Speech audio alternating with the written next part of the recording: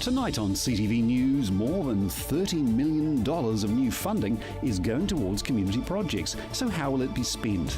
AMI Stadium has been granted an extra $2 million to keep it going until the end of the decade. And we're with the new Chinese consul as he's welcomed into Christchurch.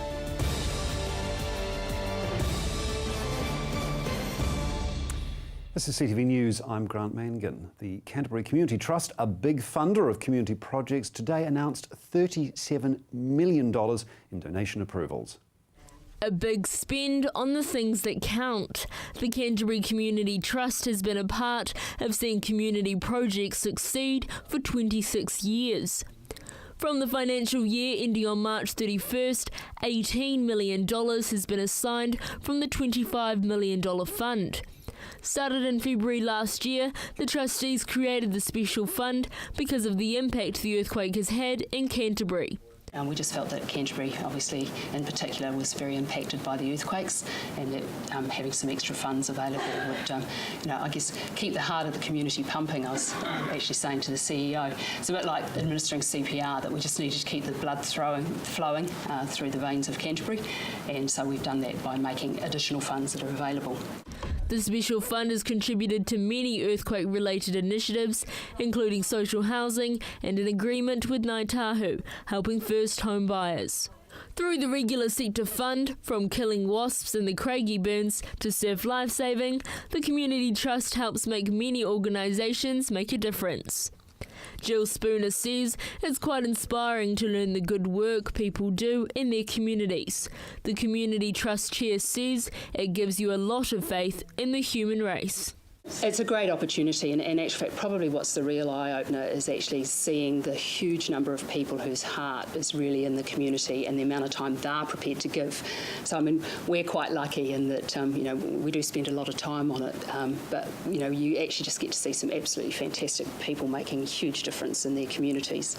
There are community trusts throughout the country, many of whom suffered in the global recession, some of which lost so much capital they had to cease making regular donations. A big driver in the Canterbury Community Trust's success is surviving the 2008 recession and the Canterbury earthquakes.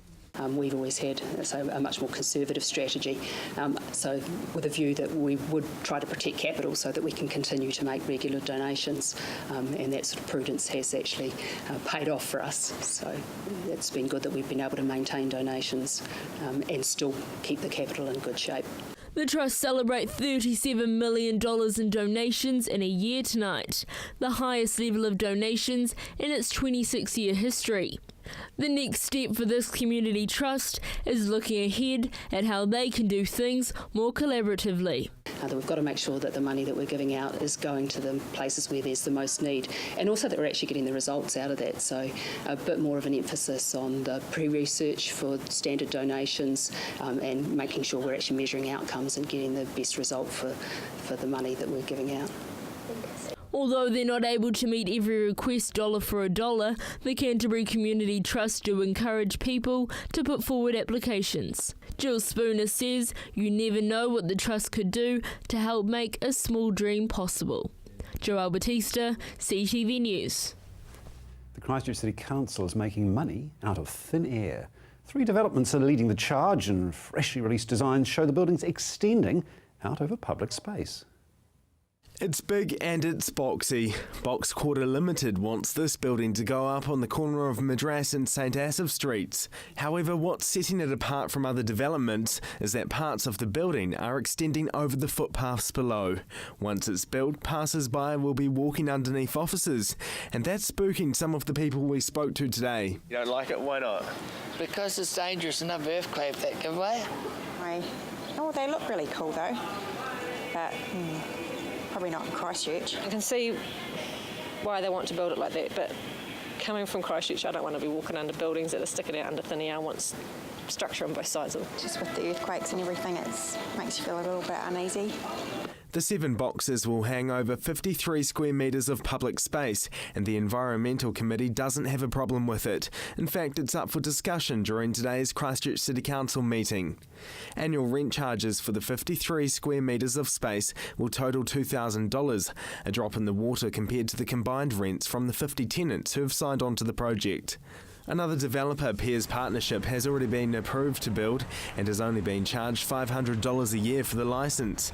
In a report that was approved by the Environmental Committee last month, the council's principal urban design advisor said the design of the building includes two significant architectural features that extend over Southwark Street by more than a metre. He says these are a greater intrusion into council airspace than he would prefer and serve no practical function. However, because building work had already started, the work was allowed to go ahead. Given how the air rent charges are quite insignificant, who is getting the better deal, the developer or the Christchurch City Council?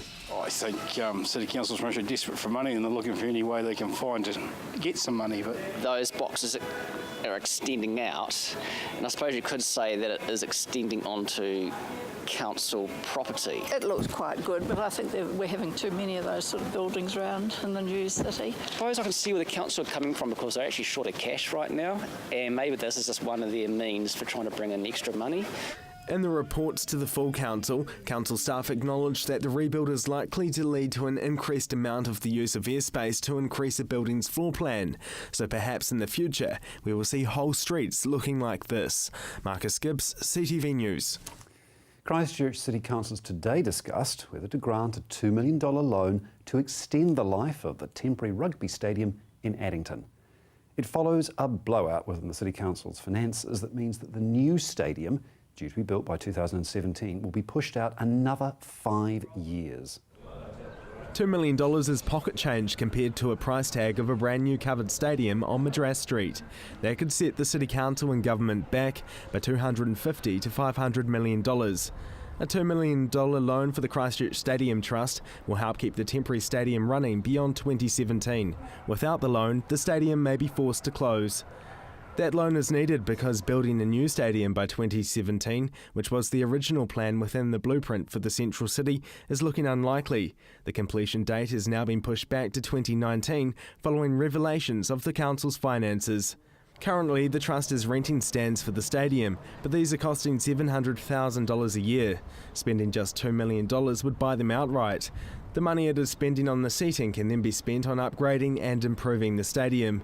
At today's Christchurch City Council meeting, Trust Chair Jim Anderton made his second plea to councillors for the extra funding. The Trust has now agreed to pay back at least 60% of the $2 million loan granted by the council today. The council's chief financial officer, Peter Gudsell, told the Trust and councillors the loan will give the council options when it comes to the planning of the new stadium. City Councillor Jani Johansson wants to delay the stadium beyond 2017. He would like to push it back until 2025 to give the council more time to get its finances in order. Coming up, a drop in milk solid prices will be felt in Canterbury.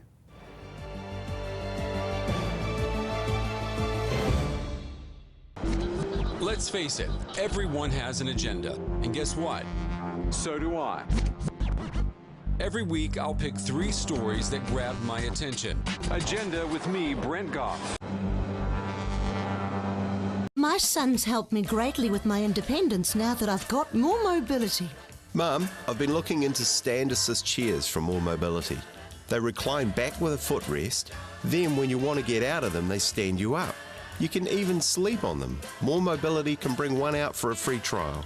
There's even electric beds too. What do you think? For more range and more expert advice, see More Mobility, corner Clarence and Princess Streets off Blenheim Road. What a difference More Mobility makes. Located at the foot of the Port Hills, Berrymead Golf offers a spectacular location for any occasion. Make a dream wedding a reality with private use of our green function room, outdoor garden courtyard, large marquee and stunning gazebo. Or for your next conference, enjoy the relaxed atmosphere of Berrymead Golf, offering a private, spacious conference room with special deals to make any break a true break. All with customised catering from the Wow Cafe. Ferrymead Golf, 50 Ferrymead Park Drive, right next to the Ferrymead Heritage Park.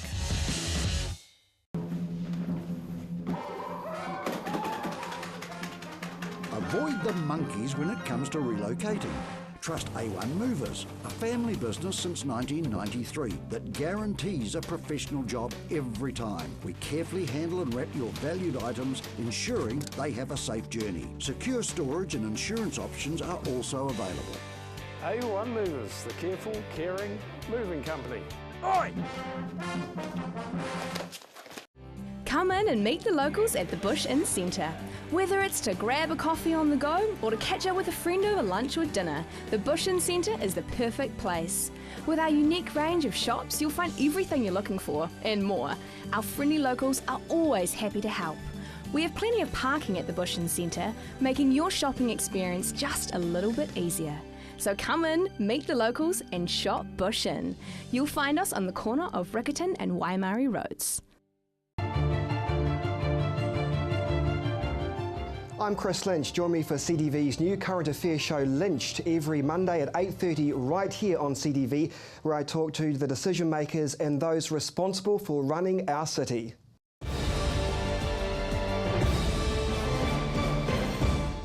The new Chinese Consul General has officially been welcomed to Christchurch and his new role. Arriving in New Zealand 3 weeks ago, Chinese Consul General Ji Zhuzhiyon's committed to building on the Chinese-Kiwi relationship. This reception last night, officially welcoming him to Christchurch and marking the beginning of his new role as the Chinese General Consul for the South Island. Local dignitaries and city leaders celebrated his arrival, including Christchurch Mayor Leanne Dalzell. I value the friendship, and I look forward to the further enhancement of cooperations between China and the South Island, and particularly with Christchurch. Visiting Christchurch's city centre on the second day, Jean saw firsthand the work needing to be undertaken to rebuild the city. I was shocked by how much damage it has caused by the earthquake. So it made me very eager to do something for the reconstruction of Christchurch. Plans are now on the table to include Chinese construction companies in the local rebuild, looking for local partners to work with and inviting capable and credible Chinese companies to join the rebuild, as well as providing building materials for the local community. It's rather too early to predict the results, but we are interested in the process, and also we encourage those Chinese companies to do their best to establish some sort of cooperations and try to find the suitable partners from local companies so as to establish a good platform for further cooperations. The evening was also a celebration of the 65th anniversary of the founding of the People's Republic of China, established on the 1st of October 1949, when the Communist Party of China claimed victory in the Chinese Civil War. It's a tradition that we celebrate our National Day by the embassy and by the consulate. Local companies are already moving to a close relationship. Last week, the Canterbury Employers Chamber of Commerce signed its first cooperation agreement with the Chinese Business Association. Emma Cropper, CTV News. A major drop in milk solid prices is going to hit local farmers in the back pocket. Emma Cropper caught up with a rural health expert to find out how else it could impact upon them. It's bad news for many farmers, with Fonterra slashing the forecast for their milk price below $6. Fonterra is forecasting a payout of as low as $5.30 per kilogram of milk solids, which means Canterbury farmers with a herd of around 800 cows may face an income drop of $1 million. It will also hit Canterbury by stripping almost $1 billion from the local economy.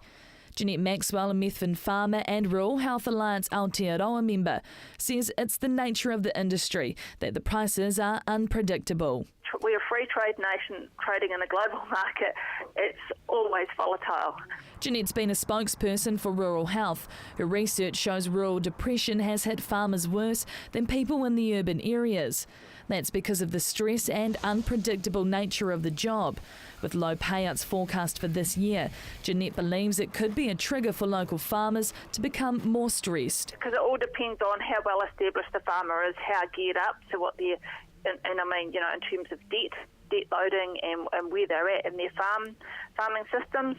So, you know, it's really critical that people keep an eye on each other, and you know, if they're feeling things are getting a bit on top of them or overwhelming, then you know, seek help early, not later. But there is more awareness around asking for help, and Jeanette believes the health sector are more understanding of how farmers operate. They realise that we don't talk in the same way and we don't interact in the same way. So, you know, they're much more attuned now to how real people say and do things.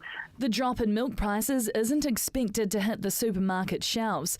An economist for Dairy NZ says the upside of the situation is last year's payout of $8.40 meant farmers could get ahead and fund repairs and improvements on their land. Emma Cropper, CTV News. 5 American bison were welcomed to the Arana Park family today. Joelle Bautista went down to meet the newcomers. Bison, otherwise known as buffaloes, are big. The 5 new animals to Christchurch's Arana Wildlife Park are just year-old babies. Currently weighing around 100 kilograms, these young bison will grow to be 8 times their current size. About 800 kgs the boys can get up to, so it's nearly a tonne. It's a lot for such a big animal. Running around there is huge animals. While they are big, they're not fierce. Raised by a private breeder here in the South Island, the young bison have grown up domesticated. So far they've been quite amazing. That little personality starting to show through already. Got really brave one, the smallest one, Tess. She's very brave, and all the others sort of follow along behind her. She's coming leaps and bounds already, and all the others are getting really friendly as the days go on. So. Here at Arana, there's a tradition to give each animal its own name. The 4 females are called Tess, Casey, Quinn, and Brooke. The male is named Beeve after a park member. The animals are originally from North America, a place where once millions of buffalo roamed free. In the last 100 years, these exotic animals were almost made extinct. So these are classed as near threatened, so they're getting close to starting to get endangered. And unfortunately, they were classed as endangered, almost critically endangered for a while there. They in the big slaughter of the 1800s, there was just a mass extinction of these guys. They were killed off for their coats and their meat and things like that. So they've got the numbers back up. Home to over 400 animals from more than 70 different species, Christchurch's Arana Wildlife Park is New Zealand's only open-range zoo. Well known for its successful breeding programs. Hoping to increase the herd, the team of exotic animal keepers aim to breed these bison when they reach their 2nd birthday. Our breeding plan for these guys is they've got a little bit of growing to do yet. They're still only yearlings, so we'll get them up to about 2 years old, and then hopefully we'll start some breeding. So we've got a male and 4 females, which hopefully is going to give us some babies in the near future. So it's going to be a good addition to the park. Exploring their exhibit for the first time today, the bison are now on public display. Joelle Bautista, CTV News.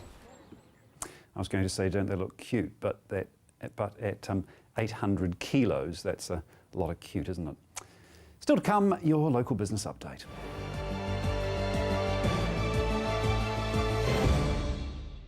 Your new home follows 2 families over 12 weeks through the process of building a brand new home. Hear from the homeowners and learn more from the builders and tradespeople as we follow their exciting journey. Your new home, Tuesdays at 8 on CTV. Action Removals, offering short or long-term storage facilities, full packing services, comprehensive rates, all fully insured and with 6 vehicle sizes to choose from. Earthquake repairs? Action Removals pack, move, store and return your valuable possessions stress-free. Action Removals, a family business that has been operating in Christchurch for over 10 years. Action Removals, your one-stop removal service on time, every time. 0800 222 526. Looking for that perfect gift for a loved one? Wanting to add some vibrance to your home, or just looking to brighten up your workplace? No matter the occasion, the Hitching Post has something for everyone. Lose yourself in their extensive range of homeware, art, glass and plasma cut metalwork. The Hitching Post is your one-stop shop for great style and quality. So come on down to the Hitching Post, 722 Marshland Road. Hi, I'm Caitlin, the naturopath here at Staywell Pharmacy. Working with the pharmacist, I use herbal and nutritional medicine to recommend natural alternatives for your health. This can be to counteract any side effects of your medication, general health advice, or natural options for you and your family. I'm also available for consultations. So come in and see us at Stay Well Pharmacy, 27 Shands Road, Hornby. Stay Well Pharmacy, live well, stay well. In Good Shape, examining all aspects of healthcare, medicine, research, nutrition, fitness and beauty, with in-depth interviews from medical experts. It's all here on In Good Shape, Tuesday morning at 9:30 CTV.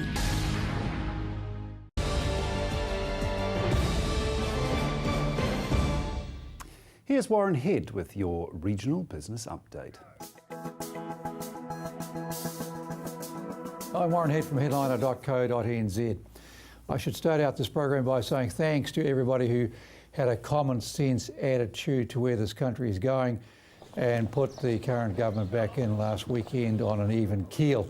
I don't think any of us wanted to see hard right or hard left or people from overseas buying their way into this country. But talking about people from overseas and buying into New Zealand, farming. Top of the news this week, the Fonterra result, and what a cracker it was for the year past. And in that context, volume produced was way up, about 8% up, which is a good increase for the farming community. And that injected about $13.3 billion, the milk dairying business, into the country, with the payout for that period at $8.40 a kilogram per milk solid. Translated simply into household terms, that simply means that the company that is our biggest international exporter, Fonterra, was paying top dollar for the milk coming off the farms, and that of course is where the money has been coming through the rural sector. Now, trouble with that is commodity prices are much more volatile now, so the forecast for next year for the current season, $5.30. There's been a bit of angst over that this week, a bit of concern, and I guess people have been checking their bank accounts out on the farm. What will happen is that they will tighten up. Spend will come down a little bit in the rural towns, and they will see possibly a quieter year for 2015 than they've had in the past one. But at the end of the day, things do turn around, I assure you of that, and the three factors which have been driving the uncertainty, which is keeping the milk price down, are just these things. The political situation in the European sector and the Russian viewpoint there has unsettled people. The high levels of inventory held by the Asian markets in particular, I am including China, but more of the Asian countries as well. And that's led to less buying on the auction markets here for much of this year. And the other uncertainty that probably caused some concern in the milk sector is just the volume of milk coming out on the world markets today. So everybody is getting into this game. But moving forward, we look to a better time ahead. Synlait, the local company, came out with a 70% increase in its profit, a big increase there, produced a revenue line of 43% higher, only in its sixth year now, getting good margins on its specialised ingredients. But of course they had that little hiccup with demand out of China on infant formula, stopping dead at one point because of regulatory action in China. So they came through with a very good year with about 50 million kilograms of milk solids processed. And so we have two different types of business. One, a co-op, another listed on the market in a different format. So you can watch that space and take your pick. Closing on retailers, Hallenstein & Glasson was out today. A big dip in its result, 23% down. Pretty tough year there, caused by what they said, in their words, poor planning and poor buying, but also by a pretty awfully quiet December period pre-Christmas last year and a very warm start to winter. So I understand the first 7 weeks of the current year are much more encouraging. They're certainly expecting a good result to their new season's merchandise, and I believe they're getting good positive customer reaction to that. Some big store refurbs coming through, bigger stores in particular for Hallensteins and Glassons, and opening up in Australia in several locations for Glassons as well. Kathmandu earlier came out with a good result, same store sales up 4%, and it's opening new stores in the current year, about 15 ahead there. So it seems to be the name of the game in retail: open stores, increase the sales, and hope that the weather is a bit cooler and a bit warmer at the right times of the year. I'm Warren Head for Headliner.co.nz.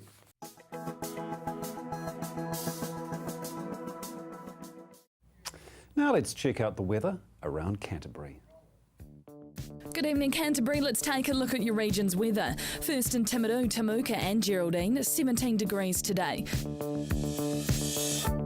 Methven, Ashburton and Rakaia hit one of the region's lows with a high of 17. Looking now at Darfield, Leeston and Ralston, a mild 17 degrees. Taking a look at Lincoln and Christchurch, a cloudy and mild day hitting 17. Heading across to Akaroa, not much different for you either, with a high of 17. Heading north across the Waimakiriri River, Rangiora, Kaipoi and also Amberley, slightly warmer, hitting a high of 18 degrees. Heading further north and taking the high of the region, Culverden, Hanmer Springs and Cheviot hit 20 degrees today. And at the very top, only a slightly bit cooler, Kaikoura hit 19 degrees. But what is in store for tomorrow? In Timaru, thick high cloud and light winds, but temperatures still quite mild. 8 degrees overnight with a high of 17.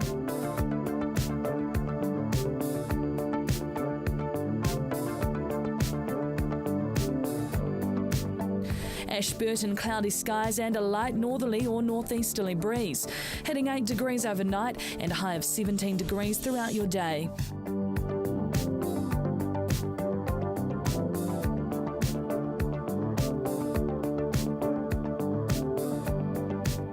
Christchurch, a cloudy Friday in store with scattered light rain possible at times and light northerly winds. 8 degrees overnight and a high of 16 degrees throughout the day.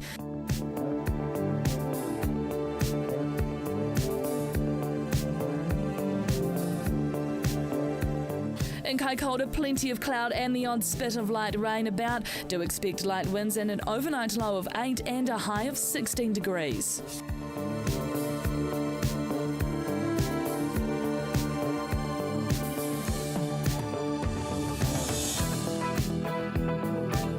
And in other areas around the region, Temuka and Geraldine, cloudy all day with a high of 17.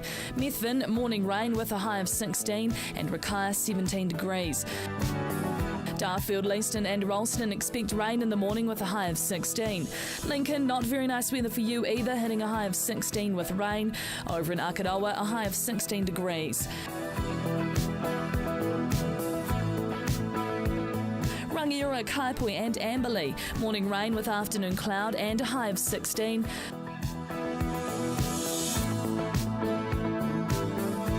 Culverden, Hanmer Springs and Cheviot, an overnight low of 8 and a high of 16 degrees. And looking ahead for the rest of Canterbury, fine on Saturday morning with high cloud and light northerlies, but fresh cold southerly winds and a period of rain developing by the afternoon. Rain easing to showers overnight, expect snow lowering to 500 metres. Showers at first on Sunday, but clearing and skies remaining cloudy and temperatures cold with moderate southerly winds. Cloud clearing at night with a risk of frosts by early Monday. Fine and sunny with fresh breezy northeasterlies developing on Monday. High cloud and moderate to fresh mild northwesterly winds on Tuesday and Wednesday. And that's all for your region's weather. Enjoy the rest of your evening. And that is CTV News for Thursday. I'm Grant Mangan. Good night.